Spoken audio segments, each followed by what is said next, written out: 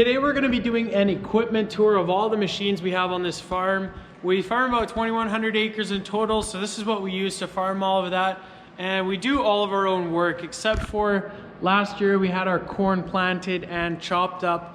But for the rest, we do everything ourselves for the silaging for the cows and for seeding, combining, spraying. We do it all ourselves. So we're going to be looking at all of our equipment today. And before we get into it, I want to give a thanks to Ariat for sending me this hoodie and the pair of boots that I'm wearing in today's video. More on that later. Let's get right into this tour. We're starting out here in the shop where we park the wheel loaders and the feed wagon. This is a 2009 W130B New Holland wheel loader. It's got extended reach on it, and it's got a reverser fan, ride control, so that's smoother to drive with. And this thing's been a really good piece of equipment for us. It's got close to 12,000 hours on it now in total, and we've never had an engine issue or a transmission issue with it. Just a couple hydraulic lines blowing, which happens on every wheel loader. So this thing's been a solid unit for us. Next up, we got the Case Magnum right here. It's in front of the feed wagon. The feed wagon behind the Magnum is a 900T Supreme, and it's been a pretty good feed wagon so far. It's only a month old. It was brand new. We traded in our old 900T. It was the exact same feed wagon as this. We just traded it in, worried about the reliability. We wanted to make sure we could run this thing every day for the next 10 years without any breakdowns, because we really need this thing to be running perfectly every single day. This one right here is a K721F wheel loader. I believe it's a 2014, and we bought it with about 2,000 hours on it about a year ago now. The reason why we bought the second wheel loader is just to, while we're silaging and hauling manure, it's really inconvenient to feed the cows. That has to happen every single day. And when we were hauling manure, we would have to pressure wash that bucket off at the end of each day and then feed the cows and then start super early in the morning. And the same type of deal with silaging in the summertime. We would pack with that wheel loader, and then we would have to feed super early in the morning. And if we were going to do that now, we would have to start feeding at 3 or something in the morning. And it's also good to just have a backup. I was getting a little bit impractical with one wheel loader, so that's why we bought this one. Then in the lean-to just off of that shop, we have a 2294 Case International here with a Highline hay buster behind it. And then we have a Case 2094 with a BR 7090 New Holland round baler behind it. And the baler's got the inoculant applicator on there, so if we're baling a little bit of tough straw or hay, we can put some preservatives on there. Now we're in our main shop here. This is one of our silage trucks. It's an International. It's got the silage box on the back, and we use it for hauling grain as well. And then right here is a 2210 Versatile Genesis. It's not doing so hot right now. It's getting some transmission work done to it.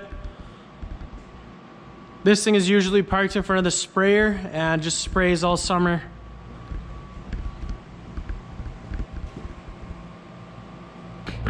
Of course, this is the most important piece of equipment on the entire farm. It's my truck. It's a 2015 F-150.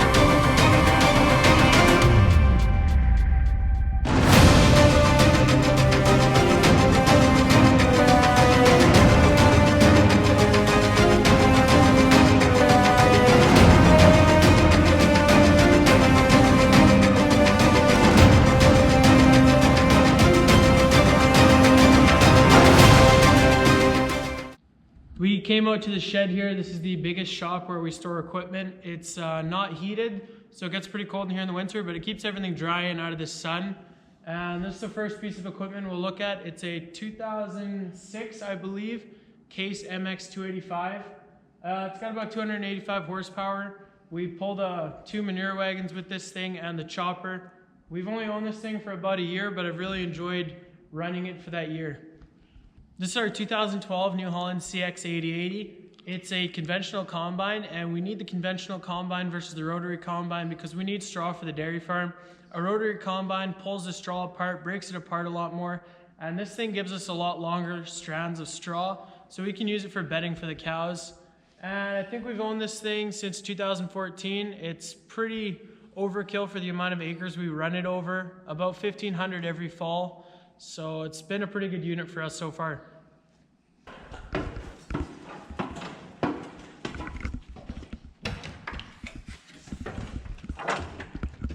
I've only ever run this thing for a couple days, but when I did, it was pretty comfortable. There's a fridge in the back so you can keep your drinks cool. And yeah, it's just a really nice thing to run. Those two headers over there are both 35 feet and they're Macdon headers. The one on the right is a flex draper for this combine so we can combine peas and stuff. And the one on the left there is just a rigid draper header for the swather. This is our New Holland four-wheel drive tractor. It's supposed to be rated for about 425 horsepower, but we've pretty much cranked it right to the max. And it's putting out about 475 horsepower now. We've also went ahead and put a ton of weights on this thing so that we could pull our drill. When we first bought this thing and put it in front of our drill, it was having some problems pulling the thing. So we upped the power, put some more weight on it, and it's been pretty good since then.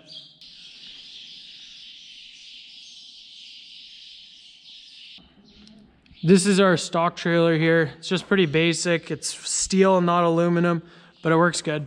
This is our drill. It's a Bourgol toolbar, and then we have the Bourgol seed tank as well. This is a 550 bushel tank. We put all the fertilizer and seed down at once, and this thing gets our field seeded within 2 weeks in the spring. It's a 62-foot wide drill with, I believe, 10-inch spacing, so it does a pretty good job, gets stuff done pretty quickly. This is our forage harvester here, a JF stall. This is what I run for a couple of weeks during the summer. It's an awesome forage harvester. You could put through a ton of product really quickly. With that case, I'm able to put about 120 tons an hour through this thing, which for a pull-type chopper is really impressive.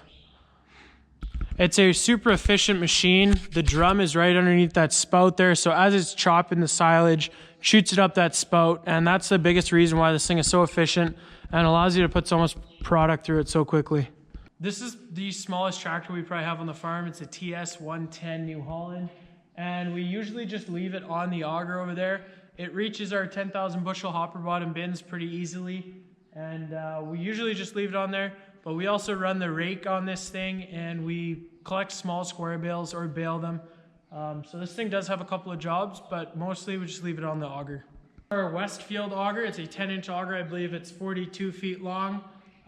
We've had this for quite a few years now. It's been a pretty good auger, but I believe we are gonna install a new pipe with new flighting just to make sure it's gonna work for a couple more years.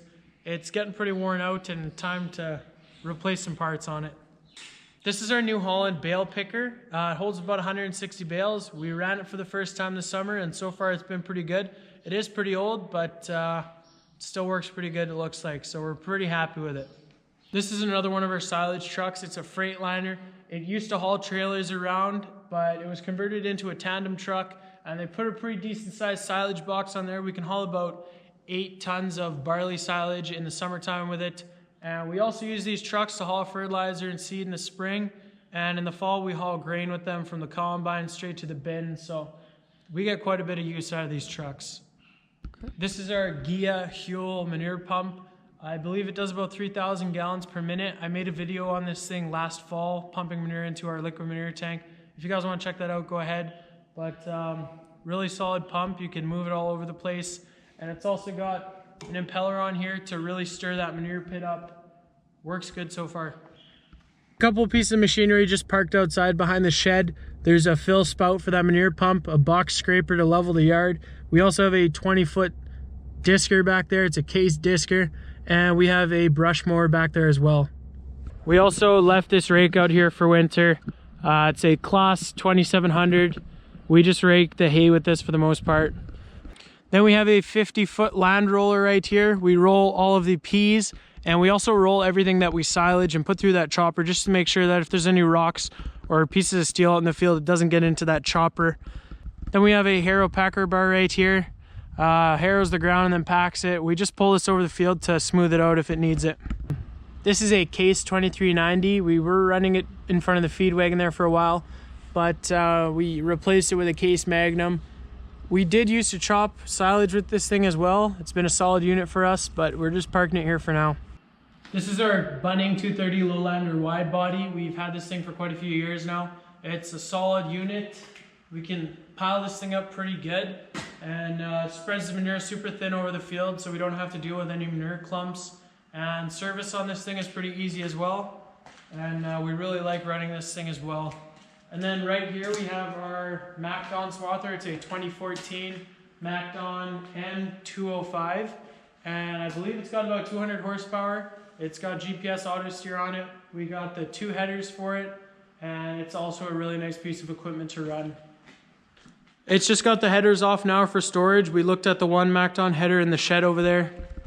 And then we got the Ghia liquid manure tank right here. It's a quad axle tank that holds 7,900 Canadian gallons.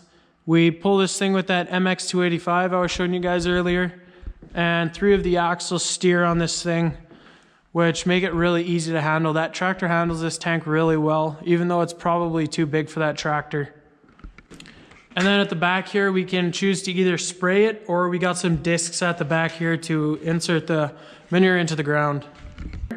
This is our New Holland sprayer. It's got a 135-foot boom on there, and it's got duals on there right now, so it's better flotation and better stability for the tank. If you don't have the duals on there, and you just have the single tire on there, it's pretty sketchy driving this thing.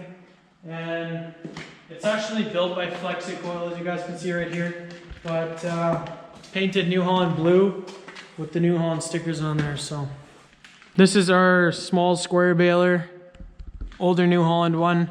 It still puts bales through pretty good. We had some issues with it when we first started running it, but now it ties probably 99 out of 100 bales, so it's doing really good. And then here's the last Maxon header. It's a haybine header for cutting alfalfa or grass.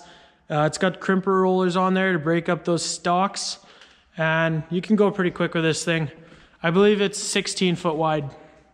Once again, thank you to Ariat for sending me this hoodie and the boots to wear in this video. If you guys want to pick anything up from Ariat, make sure you use the links in the description down below, and one of them actually gets you guys 10% off. That's going to be it for today's video, guys. If you enjoyed, make sure to hit those like and subscribe buttons down below. Check out my Instagram @SaskDutchKid, and I hope to see you guys in the next video. Thanks for watching.